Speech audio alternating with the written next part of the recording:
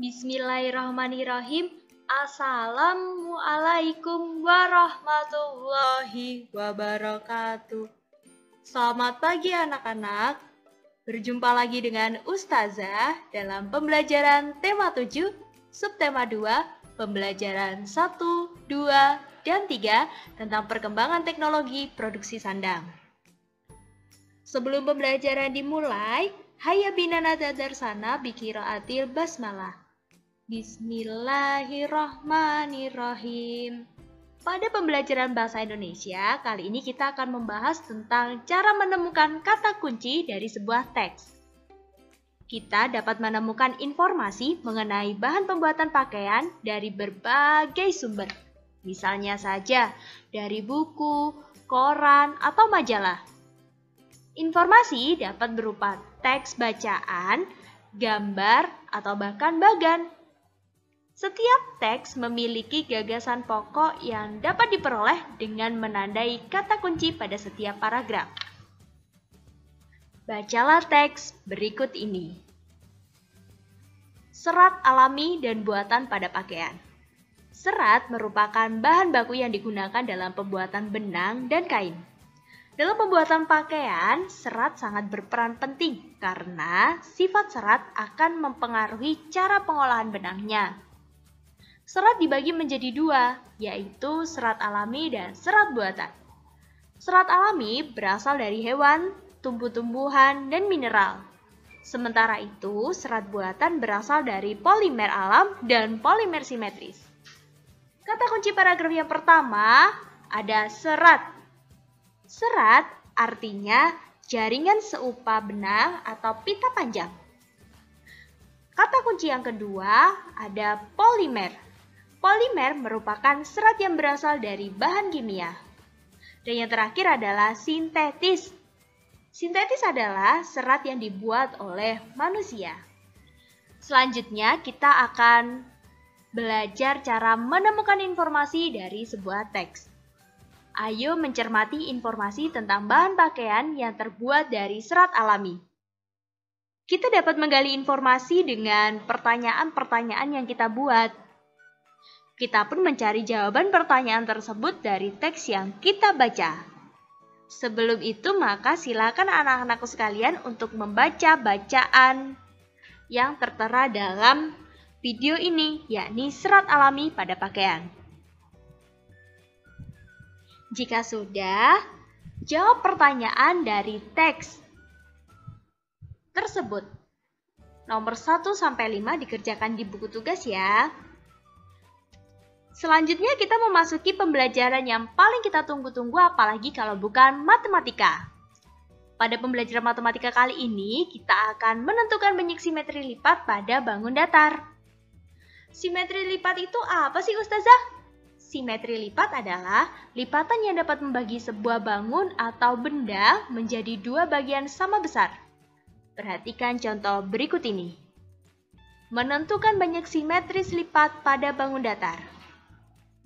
Ibu memiliki taplak meja berbentuk persegi. Ada beberapa cara untuk melipat taplak meja tersebut sehingga menjadi dua bagian yang tepat berimpit dan saling menutupi.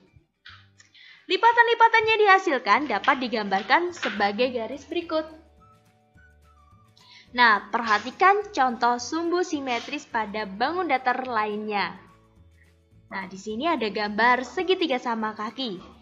Jika dilipat menjadi dua, kita akan menemukan satu sumbu simetris.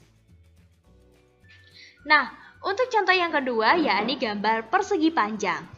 Persegi panjang memiliki dua sumbu simetris. Jika kita melipatnya menjadi dua. Selanjutnya, mengidentifikasi bangun datar yang simetris dan tidak simetris. Jika sebuah bangun datar memiliki sumbu simetris, maka bangun datar tersebut dikatakan bangun yang simetris. Nah, di sini terdapat contoh. Yang pertama ada bangun datar simetris. Nah, pada gambar di atas, 3 di atas ini, jika dilipat dari atas ke bawah, maupun dari samping kanan ke samping kiri itu akan menemukan yang namanya sumbu simetris. Nah, berbeda hal dengan contoh yang B, yakni bangun datar tidak simetris. Ini jika dilipat tidak bisa menutupi segala sisi sehingga dikatakan bangun tersebut tidak simetris. Selanjutnya, pembelajaran SPDP. Kali ini kita akan mengidentifikasi gerak membatik menjadi sebuah tarian. Gerak dalam tari dibedakan berdasarkan kuat dan lemahnya gerakan. Gerakan membatik termasuk dalam gerakan lemah. Gerak lemah adalah gerakan yang lembut. Adapun tempo musik pengiring gerakan lemah biasanya sangat pelan. Gerak lemah dalam tari menggambarkan perasaan halus, kesedihan, atau sakral. Nah, bagaimana cara melakukan gerak membatik? Coba perhatikan gerakan membatik berikut ini. Yang pertama, posisi badan duduk bersimpuh. Gerakan tangan kanan ke samping sambil kepala menengok ke samping kanan. Lalu jangan lupa angkat tangan kiri ke depan dengan telapak tangan menghadap ke wajah. Yang kedua, gerakan tangan kanan ke depan sejajar dengan tangan kiri, diikuti dengan menggerakkan kepala menghadap ke depan. Yang ketiga, ulangi gerakan dengan 1 kali 8 hitungan. Yang keempat, gerakan kedua tangan ke bawah diikuti dengan menundukkan kepala. Dan yang kelima, gerakan kedua tangan kembali ke atas diikuti dengan menggerakkan kepala ke depan. Dan yang terakhir, ulangi gerakan tersebut dengan hitungan 1 kali 8. Nah, pada pembelajaran PPKN kali ini kita akan membahas tentang keberagaman teman-teman di sekolah. Keberagaman suku bangsa teman-teman di sekolah adalah contoh keberagaman yang terdapat di sekolah. Selain keberagaman suku bangsa, terdapat keberagaman lainnya. Ada perbedaan kegemaran, perbedaan sifat, perbedaan ciri fisik, perbedaan kemampuan atau keterampilan, dan lain-lain. Perbedaan kegemaran berkaitan dengan hobi, olahraga, permainan, musik, dan sebagainya. Ada juga yang namanya keberagaman sifat. Misalnya saja, ada teman yang bersifat penolong, ada yang bersifat dermawan, periang, ramah, pemalu, penyabar, pemberani, dan lain sebagainya. Walau berbeda, ingatlah kita harus saling menghargai dan hidup dengan rukun. Nah, saatnya penugasan. Silakan anak-anakku sekalian untuk mengerjakan Ayo Berlatih muatan SPDP halaman 33 dan mengerjakan Ayo Berlatih muatan matematika halaman 39. Sekian dari Ustazah. Wassalamualaikum warahmatullahi wabarakatuh.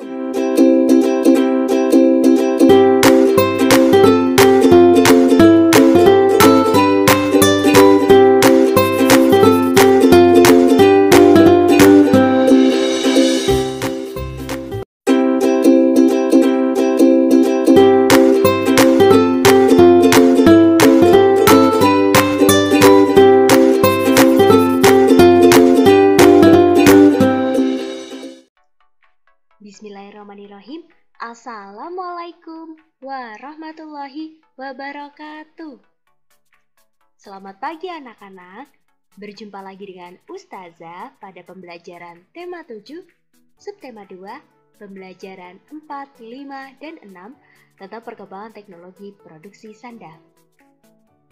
Sebelum pembelajaran dimulai, hayya binana tatarsana bikiraatil basmalah.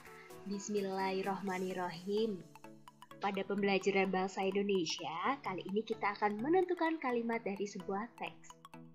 Mari kita cermati perkembangan kain tenun yang merupakan kekayaan bangsa Indonesia. Informasi tersebut dapat kita peroleh dengan mengamati gambar atau membaca sebuah teks. Setelah itu, dari teks tersebut kita dapat menentukan kalimat utama pada setiap paragraf. Seperti contohnya pada bacaan perkembangan kain tenun di Nusantara, kita dapat menemukan kalimat utama untuk paragraf yang satu atau paragraf yang pertama adalah tenun merupakan salah satu karya budaya Indonesia. Paragraf yang kedua berisi tentang kalimat utamanya, yakni tenun dibuat dengan menggunakan alat tenun. Dan pada paragraf yang terakhir atau yang ketiga, yakni saat ini perkembangan industri tenun semakin pesat. Selanjutnya, kita akan mempelajari cara menentukan gagasan utama dari sebuah teks. Mari kita cermati informasi tentang batik dari teks tersebut.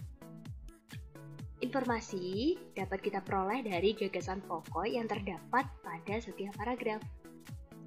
Gagasan pokok ditentukan dari kalimat utama yang terdapat di setiap paragraf. Oleh karena itu, kita harus membaca teks dengan cermat. Pada bacaan batik di Indonesia, paragraf yang pertama kalimat utamanya yakni batik merupakan kain khas Indonesia yang telah diakui oleh dunia. Adapun gagasan pokoknya yakni keindahan batik yang mendunia. Nah, untuk paragraf yang kedua dan paragraf ketiga, silakan anak-anakku sekalian untuk belajar menemukannya. Selanjutnya, masih pada pembelajaran bahasa Indonesia, kali ini kita akan mempelajari tentang menceritakan informasi dari sebuah teks. Mari mencermati informasi tentang perkembangan teknologi produksi sandang dari sebuah teks. Setelah itu, kita akan belajar menceritakan kembali informasi tersebut secara lisan. Adapun langkah-langkahnya, yang pertama adalah menandai kalimat utama pada setiap paragraf. Yang kedua, yakni menentukan gagasan pokok pada setiap paragraf. Yang ketiga, yakni mengembangkan gagasan pokok menjadi sebuah paragraf baru. Dan yang terakhir adalah menyampaikannya secara lisan. Nah, pada pembelajaran PPKN kali ini kita akan membahas tentang kain tradisional yang dikenakan dalam festival budaya yang diselenggarakan di sekolah, yang merupakan salah satu jenis keberagaman. Nah, kita harus melestarikan agar tidak punah. Caranya adalah dengan bangga memakai pakaian adat dan kain tradisional. Adapun manfaat keberagaman di sekolah yang pertama, yakni adanya keberagaman sifat teman di sekolah, membuat kita menyadari bahwa kita harus hidup dengan rukun. Yang kedua, setiap siswa memiliki kelebihan di bidangnya masing-masing. Oleh karena itu, siswa tidak selalu merasa paling pandai di kelasnya. Yang ketiga, adanya perbedaan kemampuan dan keterampilan dapat bermanfaat ketika bekerja sama dalam kelompok yang memerlukan berbagai keahlian. Yang keempat, adanya perbedaan dapat mengembangkan kreativitas siswa dalam berkarir atau berpikir, maksud Ustazah. Dan yang terakhir adalah keberagaman di sekolah dapat menjadi sumber belajar, berkomunikasi, dan bekerja sama dengan baik dalam perbedaan. Nah, adapun cara menyikapi keberagaman di sekolah, yang pertama adalah saling menghargai dan menghormati. Yang kedua, saling membantu dan menyayangi. Yang ketiga, mau bekerja sama dan berteman dengan siapa saja. Yang keempat, saling bersikap toleran dan perbedaan. Yang terakhir adalah melestarikan keberagaman bersama teman. Nah, selanjutnya kita mempelajari pembelajaran matematika. Kali ini kita akan membahas tentang menentukan simetri putar pada bangun datar. Sebuah bangun datar dikatakan memiliki simetri putar. Maksud Ustazah, simetri putar jika saat diputar akan membentuk pola yang sama minimal 2 kali. Nah, pada gambar yang pertama, Ustazah telah menyiapkan yakni sebuah bangun persegi. Dan ternyata bangun persegi ini memiliki simetri putar karena membentuk pola yang sama jika diputar 1/4 putaran, setengah putaran, 3/4 putaran, dan 1 putaran penuh. Nah, berbeda dengan bangun segitiga sama kaki yang tidak memiliki simetri putar karena hanya dapat membentuk pola yang sama jika diputar satu putaran penuh. Selanjutnya, menentukan tingkat simetri putar bangun datar. Banyaknya pola yang dapat dibentuk suatu bangun datar dalam sekali putaran menyatakan tingkat simetri putar bangun datar tersebut. Nah, pada gambar yang pertama, yakni segitiga sama sisi, dikatakan memiliki simetri putar tingkat 3 karena dapat membentuk pola yang sama setelah diputar 1/3 putaran, 2/3 putaran, dan 1 putaran penuh. Selanjutnya, pada gambar yang kedua, yakni persegi panjang, dikatakan memiliki simetri putar tingkat 2 karena dapat membentuk pola yang sama setelah diputar setengah putaran dan 1 putaran penuh. Nah, tiba saatnya pada penugasan. Silakan Anda sekalian untuk mengerjakan latihan soal Ayo Berlatih Motem PPKN halaman 42 dan mengerjakan latihan soal Ayo Berlatih Motem Matematika halaman 49. Sekian dari Ustazah, tetap jaga kesehatan, semoga pandemi segera berlalu. Amin. Wassalamualaikum warahmatullahi wabarakatuh.